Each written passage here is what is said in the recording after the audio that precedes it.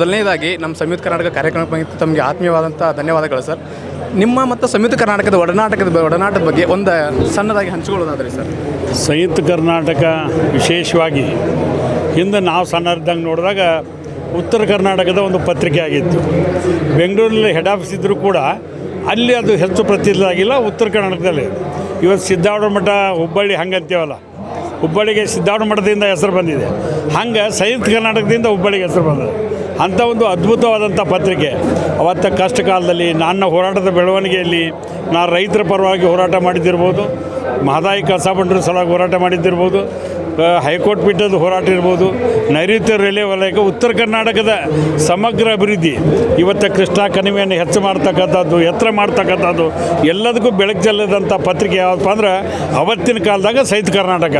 ಅದು ಇವತ್ತು ಮುಂದುವರೆದ ಭಾಗವಾಗಿ ಅವರು ತಮ್ಮ ಸಂಯುಕ್ತ ಕರ್ನಾಟಕದಿಂದ ವಸಂತ ಋತುಯಾನ ಕಲಾಯನ ಅನ್ನುವಂಥ ಕಾರ್ಯಕ್ರಮವನ್ನು ಮಾಡಿ ಅದು ಸಿದ್ದಾರೂಢರ ಸ್ಥಳದಲ್ಲೇ ಒಂದು ವಿಶೇಷ ಕೊಡುಗೆ ಕೊಡೋದ್ರ ಮೂಲಕ ಇವತ್ತು ಉತ್ತರ ಕರ್ನಾಟಕದ ಪರವಾಗಿ ನಮ್ಮ ಪತ್ರಿಕೆ ಇದೆ, ನಿಮ್ಮ ಪರವಾಗಿ ನಾವು ಅದೇ ಅನ್ನುವಂಥ ಮಾತನ್ನು ಅಶೋಕ್ ಹಾರ್ನಳ್ಳಿ ಅವರ ನೇತೃತ್ವದಲ್ಲಿ ಇವತ್ತು ಅವರ ಧರ್ಮದರ್ಶಿ ಮಂಡಳಿ ಹಾಗೂ ಅವರೆಲ್ಲ ಸಿಬ್ಬಂದಿಗಳು ಕೂಡಿಕೊಂಡು ಇಷ್ಟೆಲ್ಲ ಅರೇಂಜ್ಮೆಂಟ್ ಮಾಡ್ಯಾರ.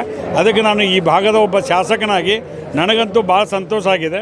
ಒಳ್ಳೆಯ ಕಾರ್ಯಕ್ರಮ ಆಯೋಜನೆ ಮಾಡ್ಯಾರ. ಉತ್ತರ ಕರ್ನಾಟಕದ ಭಾಷೆದಾಗ ಹೇಳ್ಬೇಕಂದ್ರೆ ಹಂಡಿ ಹಾಲು ಕೊಡೋದಷ್ಟು ಸಂತೋಷ ಆಗಿದೆ ಸರ್. ಇನ್ನೊಂದು, ಇವತ್ತು ನೀವೆಲ್ಲ ಸ್ಟಾಲ್ಗಳನ್ನೆಲ್ಲ ಉದ್ಘಾಟನೆ ಮಾಡಿದಿರಿ ಸರ್.